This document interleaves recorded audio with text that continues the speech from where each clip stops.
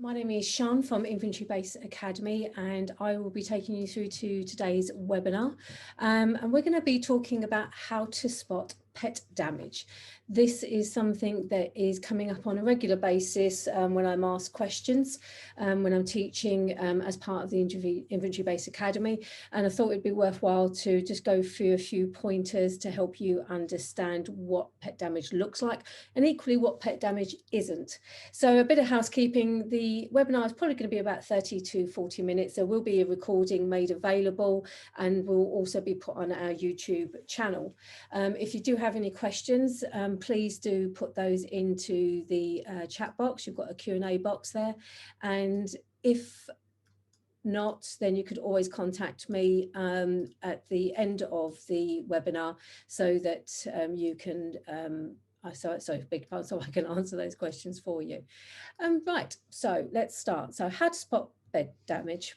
So as you see there, I'm head of training and development for InventoryBase Academy, and we're going to be going through damage to furniture, smells and odours, stains, pet hair and fleas. And I've got a very good story about fleas for you later. So damage to furniture.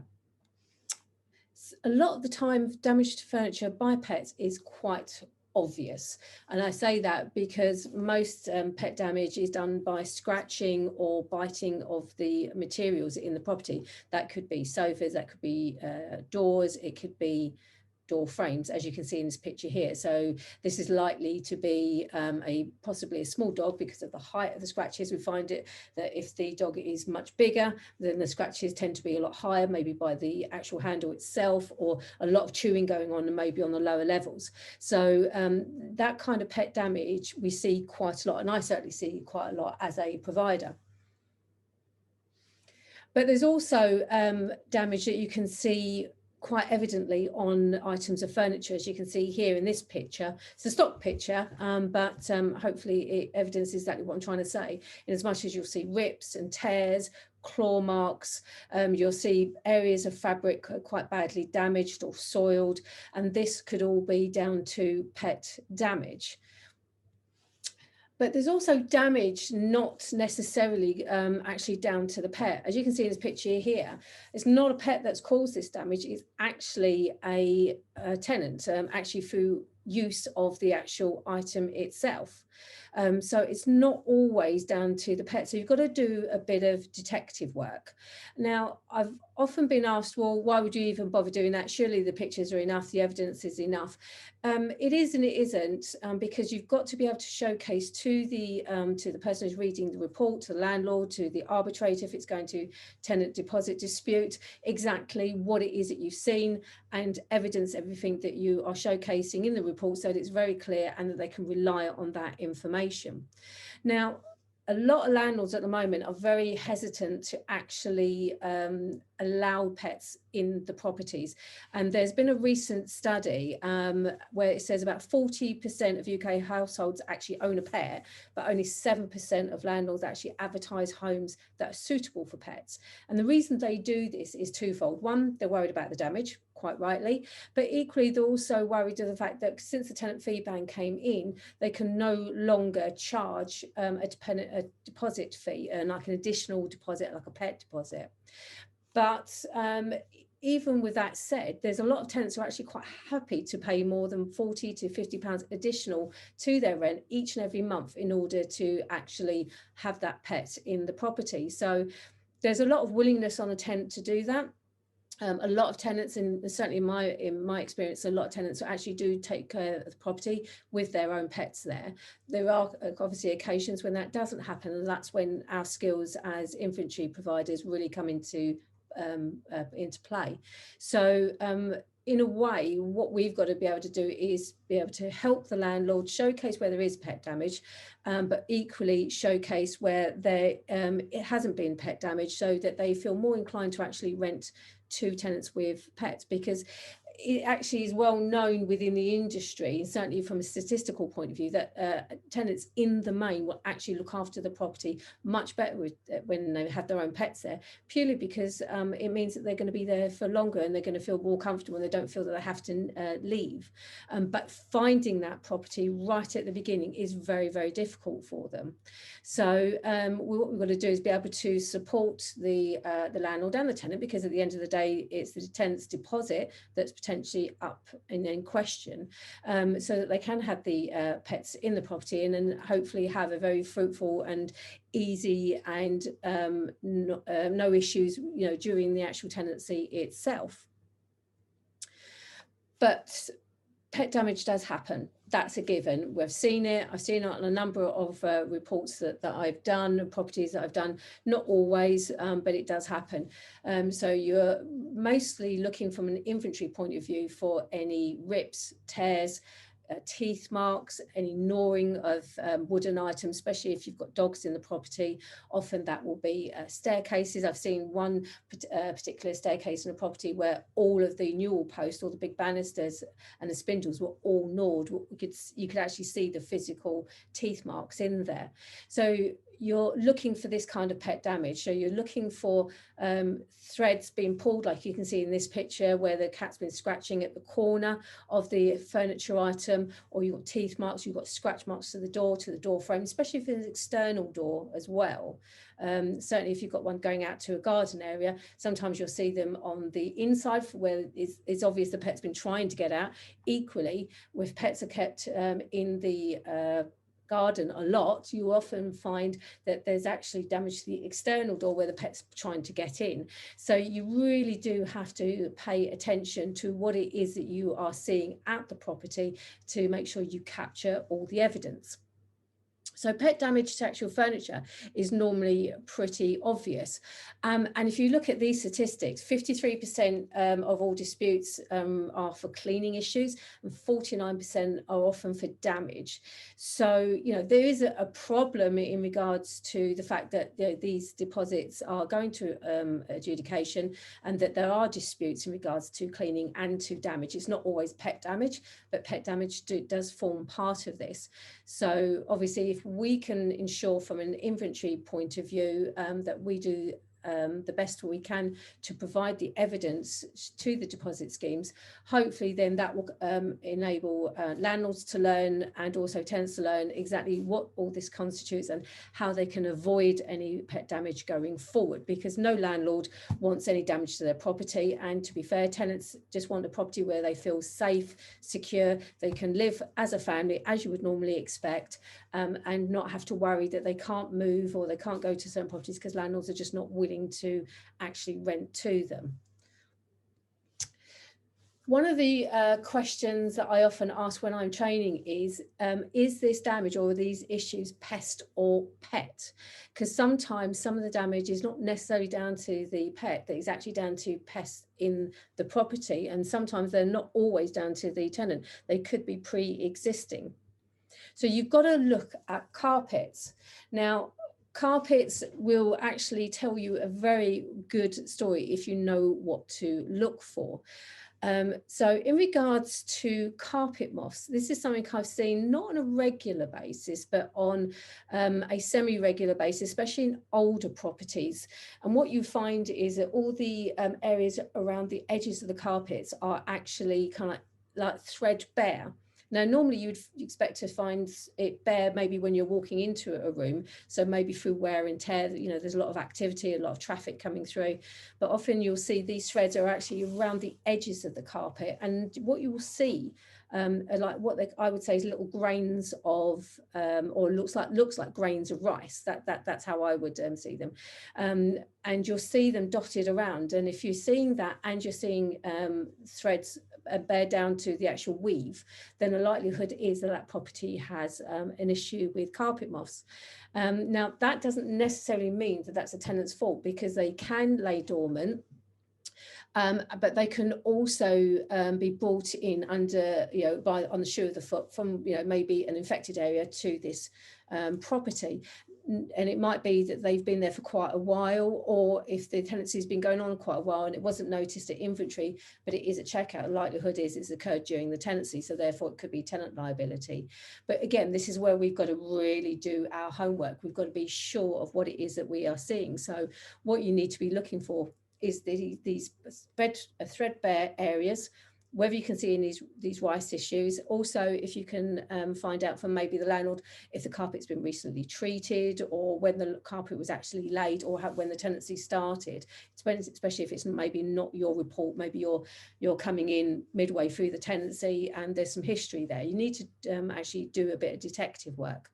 But certainly with the carpet moths, they can lay anything between 30 to 300 eggs, and they are very difficult to eradicate. So from our point of view as inventory professionals, what we've got to be doing is looking for these indications, evidencing them, and then giving the report over to the landlord, to the agent, to actually then decide what it is they want to do next. And certainly this would certainly include getting a cleaning expert or an expert of some sort, certainly in regards to de-infestation, to sort this out. I've had one case of this where the actual carpet had to be completely removed, the subfloor treated, and then new carpet added because it was too much of an issue. There wasn't any benefit in keeping the carpet there. It was much better just to actually get rid of it and get rid of the infestation, and then recarpet the actual room. So from our point of view, what we wanted to be doing is making sure we take pictures, detailed pictures into the corners of the carpet area, look for any of these threadbare areas where it's gone down to the weave, look for these rice grains, salts, don't touch them, and also be careful to make sure that if you do see anything like this, when you're leaving, check your footwear, clean them, make sure you're not either taking the infestation into another property or equally into your own home. So foot coverings would be absolutely ideal in this case. So do be aware of that. There's loads more information on the internet for this, but that gives you a brief understanding of one of the things you possibly might see.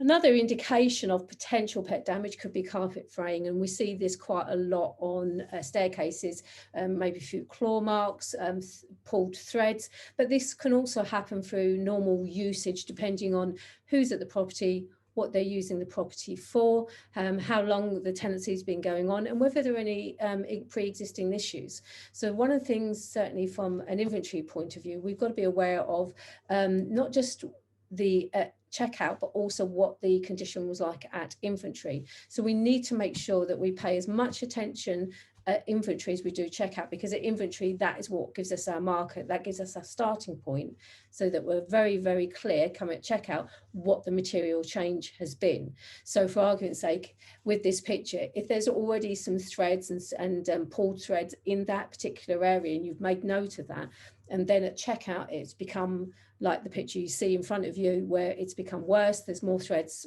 pulled, then that could be an indication that this is a situation just got worse as it's gone along. You'd also then be asking, you know, is there a pet there? Looking for any indications of a pet being actually present at the property. Also looking at, you know, how many people are actually on the AST. Is it a HMO? Is it a two-bed property that only has one person in it? It gives you an indication of how these issues are potentially coming about. You know, could it be through misuse? Could it be through a pet? Or could it be wear and tear because this is pre-existing and the tenants are going up and down the stairs, and this is becoming more and more of an issue as the tenancy's gone along. And obviously interim inspections, great way of understanding what that looks like. It means then that you've got a history and a timeline to actually be seeing what the changes are. So if you are going to be doing an interim, I'd be looking at the inventory before you go to see if there's anything major that you need to maybe pay attention to. And then when you're walking around the property, have a look, you know, see if things have changed, see if you can notice any changes that where the issues become more of a problem, it's become larger, those single threads have become a bigger threads pulled, or the thread has become bare and it's still in the same spot. So that could give an indication as to why it's gone that way. So it's not always necessarily down to the pet, but it could be. So another thing you could be looking for is like pet hair and fleas, which we'll come on to in a moment. So it's about, again, doing your detective work. And one of the things that I actually found out whilst I was doing research for this webinar is I've always wondered why we get those grey areas around the carpet, and specifically these kind of marks or linear marks around the radiator areas. It can happen across the floor, but I often find it more around radiators than I do anywhere else. But I think we all, including me, my own property, I've got grey areas around the carpet. And I often thought that this was just purely down to the fact that well, we're not cleaning well, or the tenant's not cleaning well, or I haven't cleaned well, you know, I haven't cleaned right up to the edge, and that's why that grey mark is there. But that's not always necessarily the case. And what I've found out, you know, when doing research on this is called filtration marks or filtration soil. And it's a term they use to describe the greyish lines that appear on the carpet. And I always thought this may be down to the tenant, they're just not cleaning, as I said, but apparently this is down to airborne pollutants that accumulate on the edges, along the fibres of the edges, especially along the lines of the skirting board area. And this is because of the airflow within the property. And if there's like a gap between the skirting or the subfloor, or you've got boards where you've got airflow coming up, you're more likely to get these filtration marks than you would do if there wasn't any of those gaps, because what the air is doing is it's transporting issues like dust. You've got the skin that we all shed. I mean, dust is actually, I think the percentage is something like 93% of all dust is made up of skin cells, or you know, the actual flaking of the skin, obviously in minute particles. And with that airflow, it's taking those out to the outer edges. But you've also got other air pollutants. You've got like cooking oils that, you know, they're all kind of like airborne to a certain degree, and that they will all then, because of the way the air flows in the property, will go out to the outer edges and the corners of the carpet. I didn't know this. This is a new one to me. I just thought it was because I wasn't cleaning well, or the tenant wasn't. But so, you know, there's a good likelihood that if you're seeing these issues, there's not necessarily anything from a damage point of view, and certainly not a pet damage point of view, and it doesn't necessarily be, not necessarily is about the fact that the tenant's not cleaning. It could be because of the air travel within the property, and the fact that these pollutants are being taken out to the outer edges. So from a inventory stroke checkout point of view, one, inventory should be noting these, and also again at checkout, and also then if they are existing at inventory and also at checkout, you know, have they grown, have they stayed about the same, have they made much of a difference, and then be able to showcase that within the report with your video or picture evidence as well as your written evidence, because a lot of the time it will actually be down to these fibers, these particles all being pushed out to the edges, and they're very difficult apparently to get rid of, certainly even from a cleaning perspective, you know, from a professional cleaning company that I spoke to about this. So it's really, really difficult for anybody to get out, including them. So it's something to be aware of when you, oh, sorry, I went a bit too quick there, when you're doing your report. So it doesn't necessarily mean that it's actual damage, and it certainly doesn't necessarily mean it's pet damage, but you do need your inventory information and your checkout information to be able to understand that. Smells and odours. Now, from a pet point of view, they are a good indication that there might be a pet issue there at the property. And sometimes those odours aren't always, you know, evident straight away at the point that you're at the property. So you do need to take your time. You do need to pay attention to what it is you're doing at the property. And if you do smell something, you know, think about what it is like and try and associate it with something that you're aware of. And I find with pet odors, certainly with dogs, I can generally tell there's like a musty kind of like damp kind of odor. And sometimes it's just like a fleeting kind of odor that doesn't linger too long when you're actually in a property. And other times it's very what's the word for it, you know, it's very palpable. You can really tell that there's like, it's almost like it's a density to it. And from our point of view as inventory providers, we've got to be able to showcase this. Now obviously we can't show a smell, It's not possible. So what we've got to do is trying to describe what it is that we're smelling, where the odour is coming from, and try and pinpoint that. So a good example of that is a few years ago, I went into a property and I had a very strong, what I would call a pet urine smell, and it would a cat urine smell. Now, one of the reasons I could possibly say that is because I have cats. I've always had cats, and I know generally what they smell like if maybe they haven't been neutered. It's a very acidic, very strong kind of smell. But what I couldn't find was where that smell was coming from. So what I had to do is become a super sleuth, and I had to go looking around all of the property to find out where that smell was coming from. It wasn't evident initially, and it took a few walks around the property, just taking my time, spending a bit of time in each room, spending a few moments just trying to get to where I thought that smell was coming from. And I eventually found it in a corner in what we often call in a lobby area. And as I was getting close to it, the odour was becoming more palpable, I could really say. And then we've kind of located a specific corner of that lobby area on the floor. It was carpeted, but when you trod on the carpet, there was obviously liquid there. And the closer you got to it, the more you could smell that. Now, I felt comfortable enough with my experience as both as an inventory professional and also as a cat owner to say that I felt that that was cat urine, and that's exactly where it was. And obviously I could describe the smell because I could say that, you know, it was evident when I walked in and got stronger as I came towards the inner lobby, and certainly when I got to that corner. But from a visual point of view, I couldn't actually see anything. So all I could do was take photographs of that corner and explain what it was that I was capturing, what I could smell, the odour that I was getting, and then inform the landlord and inform the agent. And then what they then did is that they then went to a carpet provider, you know, for carpet cleaner. They went in, they looked at it and thought, yeah, absolutely, yeah, that's exactly what it is. And then they pulled the carpet back and they could see all of the underlay of the carpet was absolutely soaked. And so was the subfloor. The reason being is that a lot of animals, once they start urinating in a certain area, they will often keep going back to that. And unless they're prevented from doing that, or that there's been some kind of change that either has been you know, done by the tenant, they will keep doing that because that's just their habit. That's what they do.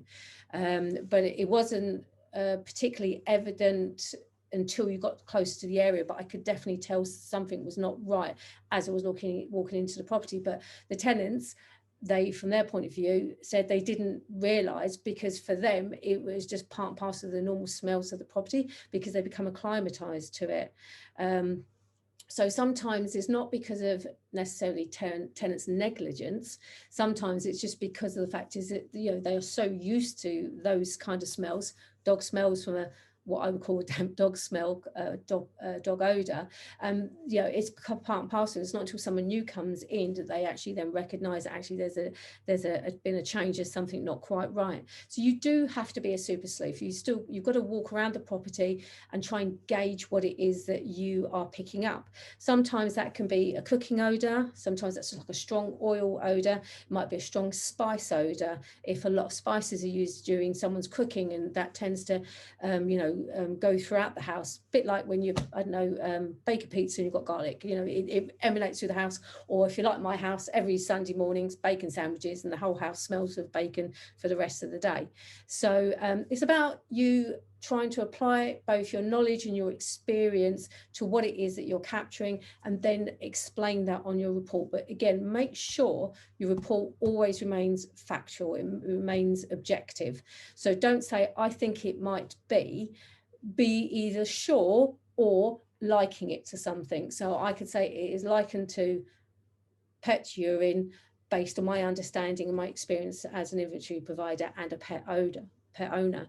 Or you could say something along those like oil, it could be oil odours from cooking, so that whoever's reading the report gets that understanding, because without any other visual evidence, they're going purely on what you are telling them. So you're in subjective territory. So have a think about that. And if you're not quite sure, then just be very factual and say, there is an odour to the property. I'm not quite sure what it is, but I can detect an odour. A bit like sometimes when you can detect cigarette smoke in a property. So have a think about what it is that you're going to say, and make sure I said as factual as possible, as objective as possible, with any evidence that you can possibly provide. So as part and parcel of what we're saying about this urine issue in this particular hallway, it wasn't until the carpet cleaner had actually pulled back the carpet, looked at the underlay, looked at the subfloor, and found stains. And now, as inventory providers, we are non-invasive, so we're not going to go around pulling up carpets just to see if they're stained or not, or just to kind of effectively say, yeah, I'm right, there is a stain there, because sometimes it's not always evident from the, from looking at the carpet or that particular area. Sometimes on wood floor, you'll see quite a bit of staining or discoloration in a certain area, and then when you get there, there's an odour to it, so you've got a bit of evidence, but sometimes you just don't actually see it. It's not until I said that carpet comes up. So again, it's about you in your report, making sure you're explaining where you are, what it is you're seeing, what you're detecting, and then the fact is, then you should then be potentially saying to the landlord, to the agent, that there's some actions to be taken, i.e. further investigation, carpet cleaner, or to get maybe even a second opinion if needed. But 9 times out of 10, the carpet cleaner would be more than sufficient and justifiable. Because what you don't want to be doing is causing a lot of additional cost to the landlord or to the tenant to pay for something actually that doesn't need to be paid for. So again, be very sure of what it is that you are doing and what it is that you are saying. And if you are apportioning liability as part and parcel of your service, some inventory clerks do, some inventory clerks don't. Just be mindful of the fact that at the end of the day, we are not carpet cleaners. We're not professional carpet cleaners or cleaners per se. It might be part and parcel of your service, but if you have that as part of your service, you've got to remain objective and stick to the job in hand, which is an inventory report or a checkout report. So make sure that if you're apportioning that liability, especially if you're doing it in regards to cost, if that's what your client wants you to do, that you're very careful about the information you give over. You make sure it's factual. You make sure that you're not providing advice that actually could cost the landlord additional money that they don't need to, or the tenant losing theirs, because then you could be opening yourself up for a liability claim against your insurance. Sometimes carpet stains are very obvious. This one here, this is very obvious. It's a carpet stain. Sometimes we can tell exactly what's caused it. Sometimes we can't. But what we can do is say where it exists, to what extent it exists. So you could say carpet stain to right as you enter the lounge.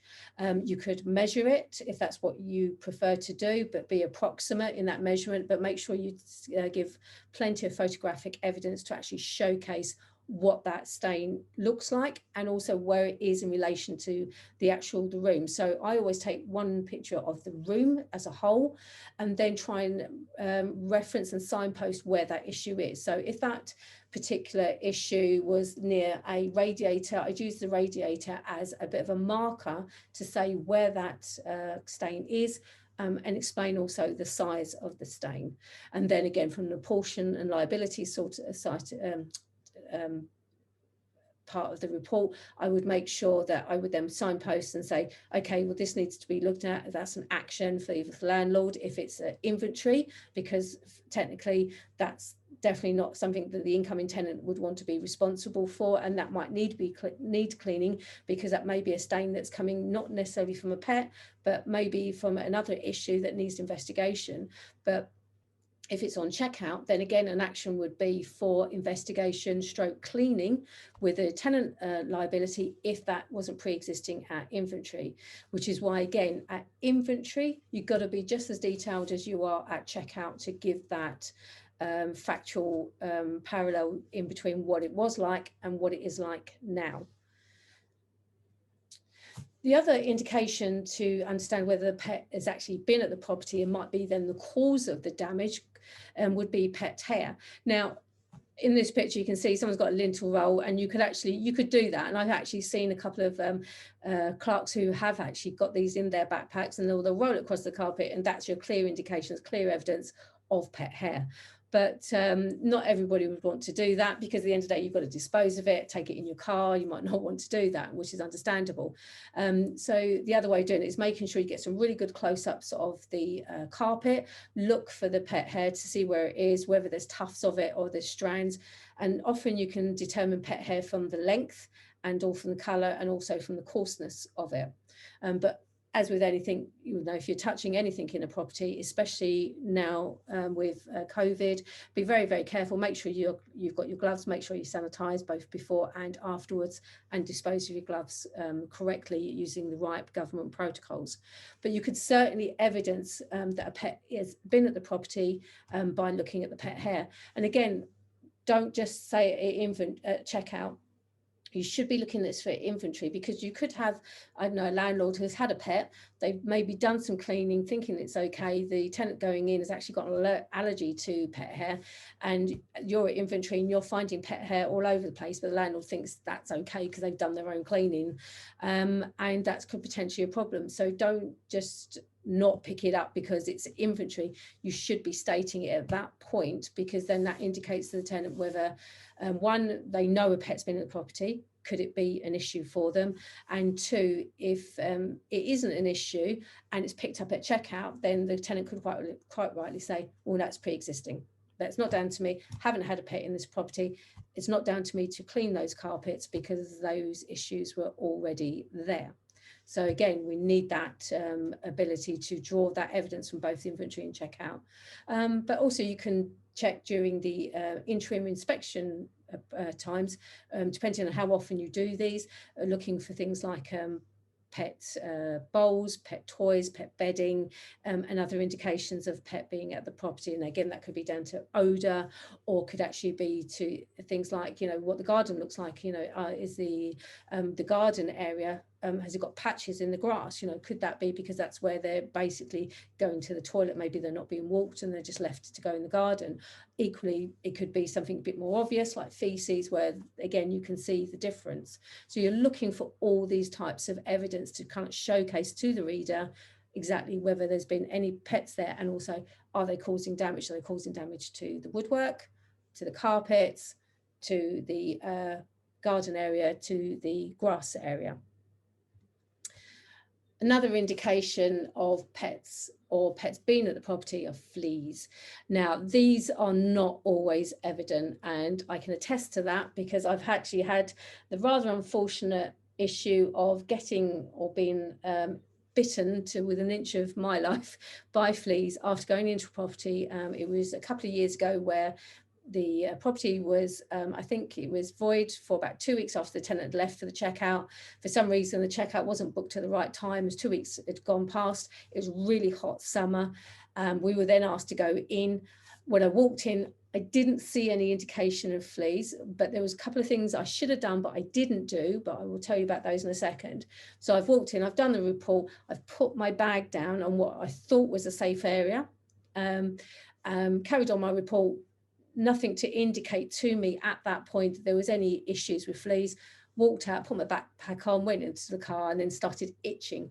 And then I started finding the fleas, unfortunately, everywhere. They'd got onto my backpack and then jumped over to me, and I was like Christmas, basically, to them. I literally was bitten head to toe. It was not particularly nice, although my other half found it funny when I was having to derobe, for want of a better phrase, in the garden before I was allowed in the house. So I didn't bring anything into the house because we had cats and children, and I had to have my car completely fumigated, cancel all my reports after that particular report, because obviously I couldn't go into any other properties because I might have taken them in with me. So I think it's the only time that one of my clients ever heard me swear. I was not happy, and quite rightly so.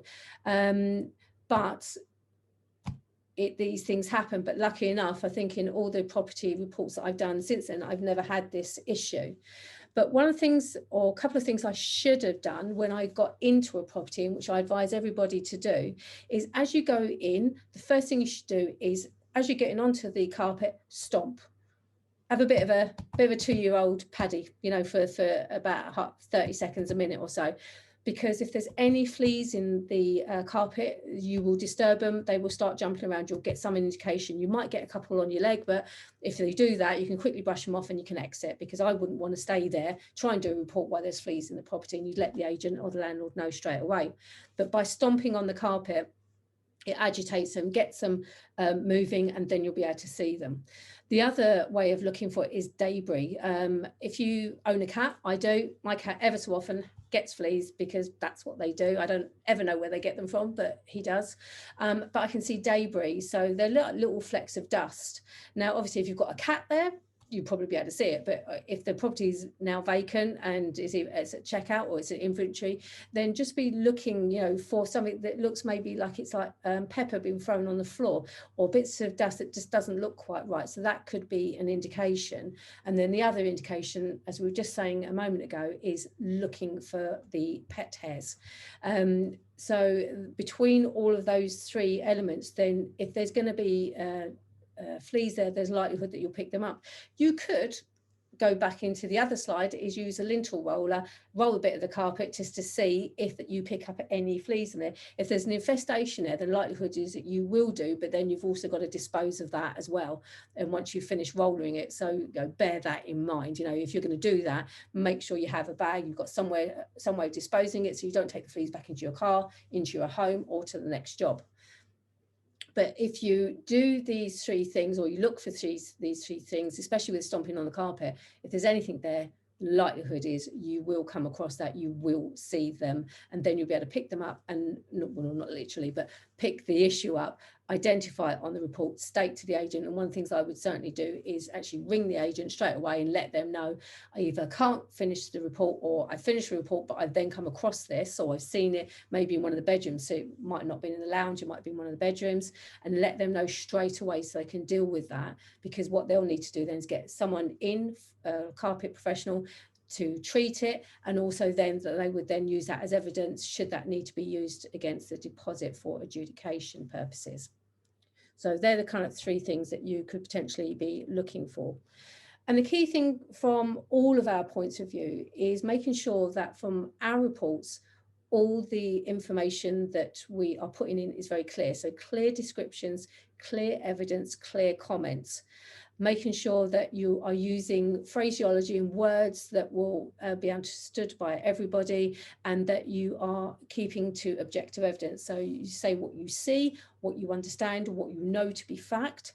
If you're not sure, then certainly with an odour point of view, you could then say, you know, describe it, the odour is akin to or smells like, and then give it a name, cooking oil, cooking spice, garlic, cat urine, dog smell in regards to the odour, you know, give an indication as to what that is like. Could be cigarette smoke. So let the person who's going to be reading the report, which I said is going to be tenant, landlord, agent, adjudicator, know what it is that you are experiencing at the property. If it's evident through potentially the fleas, the pet hair, the staining, the discoloration, like if you're looking at the filtration marks, you know, you want to make sure that that's all very clear. So say what it is you're seeing, showcase that within your report, make sure it's itemized, it's referenced, and certainly within the InventoryBase system in the app, it will all automatically date and reference each of those pictures for you, so that it indicates you there at the property at that time, and this is what you found. And like I said, make sure that evidence is objective. Base it always on fact rather than what you think it might be. Yes, there's an element of you're professional, therefore you've got an experience and then you can draw on that experience, but the more objective it is, the more likely it is to hold up in regards to an adjudication, or depending on how bad the damage is, at point of a court of law, because an adjudication works on the balance of probability. A law or a case in the court of law will be on the balance of fact. So you've got to make sure that your evidence is always objective. And the other thing is also advice. Be very cautious about the advice you give. You can certainly say to a landlord, to an agent, you report, further investigation is required or cleaning is required. But if you're then asked to apportion cost and liability, be very much aware that if you say it's a tenant's liability or the tenant's cost and it should be 50, 60, 80 odd pounds, you are then being held, you'll be held accountable for that information. So if you are going to give any advice, make sure that it's based on what you understand to be fact, what you can prove, what you can evidence, rather than what you think it might be. So going back to the scenario of the cat urine within the in a hallway in the corner, the facts are I could detect the odour. It became more pungent as I entered that particular area, but what I couldn't see was there any issues. But when the carpet cleaner went in and they pulled back the carpet, then they were able to evidence what it was I was telling them. So I indicated, but I couldn't necessarily say 100% that this is what it is and this is what it's going to cost, and that's a deposit deduction from the tenant's point of view. So just be cautious about your advice. Make sure that you are within your terms of your insurance policy in regards to your professional indemnity, because you want to make sure that whatever advice you give is based on fact, and that you can support it, and that it won't be held against you should that not be the case. I'm not saying it will always be, but it does happen, so be careful of that. And if you look at the statistic here, tenants are raising more and more disputes all the time. Up to 67.4% of all disputes are actually now raised by tenants. And this is from a TDS study. And that the actual adjudications completed by all the deposit schemes has risen from 458 in 2008 to 35,513 in 2019. So that's current stats. So that one says there's a lot more adjudications going forward, but also a lot of the adjudications are actually raised by the tenant. And often they're raised by the tenant because the landlord will say, well, I want X amount of money for this issue. And the tenant goes, well, actually, no, I don't agree with that. And then that means that the tenant will raise a dispute. And that means then your report potentially will then go towards that dispute in regards to the evidence. Now, I know from a statistic point of view that only 1% of all tenancies end up effectively in dispute. So as from what I understand, but the fact that we've gone from 458 to 35,000 disputes, and they said the majority are raised by tenants, means then that our reports are very much needed, our advice is very much needed, and our evidence is definitely needed in these kind of situations. So the more they go to dispute, the more likely it is that our reports will get scrutinised, we'll get asked questions potentially. I've only ever actually been asked to provide supplementary evidence once in my time doing this report, and did it as a witness statement, but it does happen. And I think as we go forward, as tenants become more aware of their rights, which is quite right, because at the end of the day, this is their money, it's their deposit, it's not the landlord's, it's theirs, and quite rightly they want to protect that. And since the tenant fee ban basically said that the landlord is responsible for all the fees for the tenancy, effectively, when you think about it, the tenant no longer has any say in who does that report, to what quality that report is. They only have a say when they actually get the report and then get to comment on it.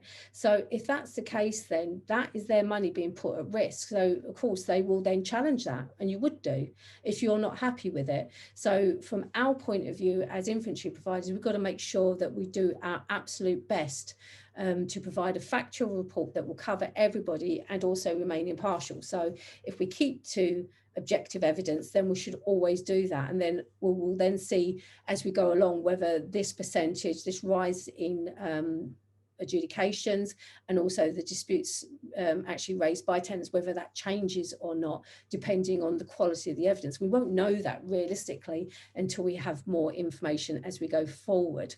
But I think it's a really good statistic to focus on in regards to us as providers, that's showing that actually the more disputes there are, then our reports are required, but then our reports are required to do a lot more in regards to the evidence. So we've got to make sure that we remain factual each and every time that we do a report.